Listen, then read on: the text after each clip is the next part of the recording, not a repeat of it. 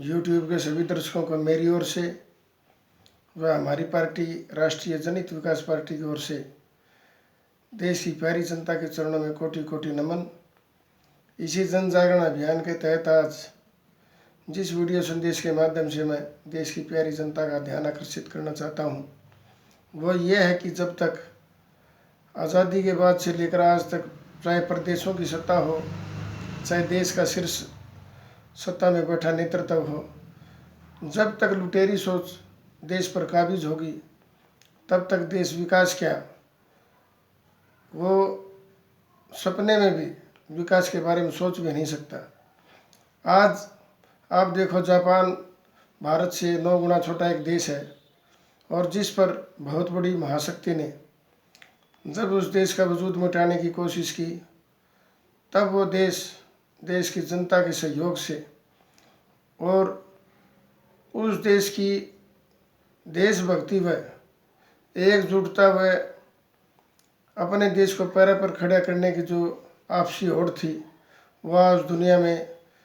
Japan जिसका एक नायाब उदाहरण है, वो मिसाल है और आर्थिक शक्ति के लिहाज से भी वो दुनिया के पहले 5 देशों में उसकी गिनती होती है। तो मैं देश की प्यारी जनता के सामने ये बताने की कोशिश कर रहा हूँ कि क्या एक इजराइल जैसा छोटा देश जो अपने दुश्मनों को सबक सिखाने के लिए किस प्रकार उसमें जोश व क्षमता है, क्या ऐसी क्षमता व जोश हमारे देश में बैठे राजनीतिक जो आका है, जो देश के सत्ता में बैठे शीर्ष नेतृत्व क्या उनकी है। आज नीदरलैंड एक दुनिया का ऐसा देश है जहाँ एकमात्र जेल थी, वो भी अभी पिछले दिनों जैसे बंद हो गई। अपराध उस देश में नाम मात्र का भी नहीं है। पोलैंड एक आज दुनिया का बहुत ही उन्नत और प्रगतिशील देश होने के नाते अपराध दर वहाँ 0 के बराबर है। लेकिन मैं ये कहना चाहता हूँ कि क्या हमारे जिनको भी सत्ता मिलती है वो देश के चुने हुए जनप्रतिनिधि सरकारों में बैठकर सिर्फ उनकी एकमात्र होड़ है कि मेरे पास ज़्यादा से ज़्यादा कोठी हो, मेरे पास ज़्यादा से ज़्यादा बंगले हों, मेरे पास ज़्यादा से ज़्यादा लग्जरी गाड़ियों का काफिला हो, मेरे पास धन दौलत हो, ऐशो आराम हो। क्या उनकी कोई एकमात्र सोच रही है? जब एक अबू धाबी जैसा एक छोटा सा देश जिसमें एक मास्टर सिटी है जो आज दुनिया का इको फ्रेंडली शहर है, जो एक पूरी दुनिया में जिसकी एक मिसाल है, क्या ऐसे देश की कल्पना और ऐसे देश का निर्माण हमारे देश में संभव नहीं है? हमारे देश की जनता जापान देश की जनता के जैसी निर्भीक, देशभक्त, ईमानदार व एकजुटता के साथ देश के सृजनात्मक कार्यों में योगदान देना चाहती है। लेकिन देश की सत्ता में बैठे जो शीर्ष नेतृत्व है, ऐसी सोच के जनप्रतिनिधि चाहे प्रदेशों में हो चाहे देश में हो, वो देश प्रगति उनके लिए कोई मायना नहीं है। सबसे पहले प्रगति उनकी स्वयं की हो, उनके चहेतों की हो। ज़्यादा आज आप देखेंगे देश की आज़ादी से लेकर आज तक जितने भी जनप्रतिनिधि चाहे प्रदेश के हों, देश के हों, चाहे लोकसभा के माध्यम से हों, चाहे विधानसभा के माध्यम से हों, और उनके साथ जो भी योगदान देने वाले कार्यपालिका में चाहे ब्यूरोक्रेट्स, बड़े से बड़े अफसर हों, अगर उन सब की तमाम प्रॉपर्टी की अगर जांच कराओगे तो आप बहुत से देशों की जो जिनका बजट है उससे लाख गुना ज़्यादा इन लोगों के पास आपको जमा मिलेगी। आज देश के लिए पर जिनका मकसद केवल ऐसा सोचना है कि पार्टी मेरी माँ है, मैं ये कहता हूँ कि पार्टी से वजूद किसी जनप्रतिनिधि का, किसी नेता का, किसी आदमी का हो ना हो, लेकिन हमारी पहचान पूरी दुनिया में एक उस तिरंगे से है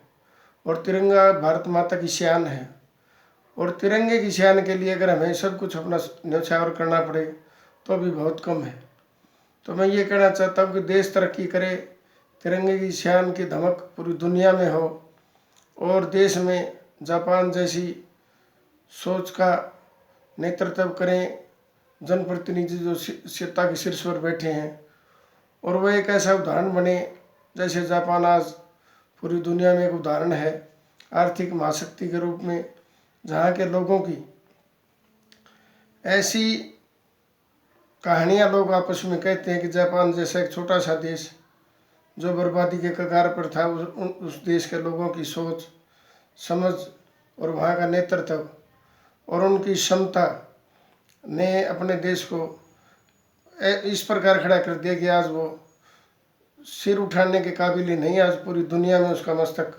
देखो कितना ऊंचा है। इजराइल की जो दुश्मन पर प्रहार करने की क्षमता है,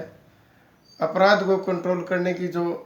नीदरलैंड जैसे देशों में जो क्षमता है, तो मैं ये कहना चाहता हूँ क्या हमारे देश के जो राजनेता हैं जो विदेशों में जाते हैं तो क्या किस प्रकार का संदेश लेकर, क्या उनकी मकसद है, क्या उनकी योजना है, या इस प्रकार का कोई तौर तरीका वो ढूंढ कर विदेशों से आते हैं कि ज़्यादा धन कैसे इकट्ठा हो, पूंजीपतियों के साथ कैसे खड़े हों। मैं आज भी आपको दावे से इस वीडियो के माध्यम से मैं कहना चाहता हूं कि इस देश के युवा के दिमाग की ताकत की जो मिसाल पूरी दुनिया में, जिनकी प्रतिभा की कायल पूरी दुनिया है, अगर देश के युवाओं के साथ जो देश की सत्ता के शीर्ष पर बैठे जो राजनेता हैं, अगर उनका देश के सृजनात्मक निर्माण में उनका उपयोग करें, उनको कंधे से कंधा मिलाकर वो उनका साथ दें, तो ये देश पूरी दुनिया के लिए महाशक्ति ही नहीं, पूरी दुनिया की सिरमौर महाशक्ति के रूप में, वह एक ताकत के रूप में, वह मिसाल के रूप में पूरी दुनिया का गुरु ही नहीं, एक सिरमौर बन सकता है। लेकिन आज मैं और मेरा परिवार केवल और केवल अपने बारे में सोचने से, जिस देश के पास लुटेरी सोच की जो ताकत है वो सत्ता में बैठी रहेगी, तब तक उस देश के विकास के बारे में तो सपने में भी संभव है, ऐसा सोचा नहीं जा सकता। मैं ये कहता हूँ कि आज भी हमारे पास शहीद आजम भगत सिंह जैसे जो क्रांतिकारी हैं, देशभक्त हैं, ऐसी सोच के करोड़ों करोड़ों युवा वो अपने देश के लिए मर मिटने को जो तैयार रहते हैं। तो मैं तो केवल इतना ही कहना चाहता हूँ कि देश सर्वोपरि है, और अगर देश को बचाना है तो लुटेरी ताकतों से बचाकर देश के निर्माण में हम सबको अपना सहयोग करना होगा। इसी बीच में आपको एक बात और कहना चाहता हूँ, जब से देश आज़ाद हुआ है तब से आज तक कितना ही पैसा बजट का हमारा गाँव के माध्यम से आज तक करोड़ों करोड़ों रुपया गाँव में, शहरों में, नगरों में खर्च हुआ। क्या आप अगर उस पैसे का आज तक का जो उसको आंकड़े अगर गिनने लगोगे तो आप अचंभित हो जाओगे। जो गांव में पैसा आज तक लगा उस बजट से अगर किसी विदेशों में अगर होता तो किसी बड़े शहर का निर्माण हो सकता था। लेकिन देश का दुर्भाग्य है कि आज भी गांव की स्थिति ज्यों की त्यों है। और चाहे गांव की बात हो, शहरों की बात हो, जिस प्रकार उनके पास शहरों के विकास की कोई प्लानिंग हो, आज आप कई बार देखते होंगे कई शहरों में नई सड़क का निर्माण होता है, ठीक महीने 2 महीने के बाद पता नहीं उनको क्या आइडिया आता है कि वो सड़क को फाड़ कर फिर उसमें सीवरेज की व्यवस्था, फिर सड़क का निर्माण, उसके बाद तीसरी बार फिर पाइपलाइन पीने की पानी की। तो मैं ये कहना चाहता हूँ कि जिस देश के पास देश के निर्माण के लिए कोई प्रॉपर प्लानिंग ही नहीं है तो उस देश का पैसा बचेगा कैसे। और दरअसल ये पैसा बचाने की मुहिम नहीं, ज़्यादा से ज़्यादा बार बार कंस्ट्रक्शन करके अपने चहेतों को मलाई जो खिलाने का जो उनका एक सिस्टम और षड्यंत्र है, वो ज़्यादा ज़्यादा पैसे कैसे कमाए जाएं, इस तरीके से क्या कभी संभव है कोई देश अपने पैरों पर खड़ा हो सकेगा। आज कहने को तो ये भारत एक महान देश है। मैं तो ये कह रहा हूँ कि इस देश की जनता के साथ साथ सत्ता के शीर्ष पर बैठे राजनेताओं के साथ साथ केवल भगवान ही मालिक है। इस प्रकार की सोच के होते हुए भी आज ये देश धीरे धीरे रेंग रहा है और अपने बुरे दिनों की दुर्दशा को सहन कर रहा है। जय हिंद।